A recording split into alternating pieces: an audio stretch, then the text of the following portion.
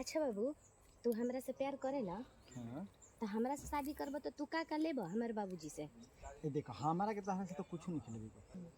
एगो स्कॉर्पियो दिवा बढ़िया अपाची हमने के घुमल गो। एकरा बाद हाथ खाली रहे एकरा में घड़ी दिवा दिया, ब्रेसलेट दिवा दिया, तारा मन के न बा जो मन पति अमेजिंग तो तारे न रही। बाकी एगो हमरो के गिफ्ट चाहिए। तारा के तुम दे दो। हमार ढेर महंगा नहीं खे, बहुते अरे सस्ता। महंगा होई तो वो हम दे दे। हमार ऑनलाइन आ जाई। अच्छा रुको तो अभी हम ऑनलाइन मार देते हैं, मार दे कहीं ओकर का। हां लिख लिख। एगो ब्लू ड्राम, वो 7 फीट के 1350।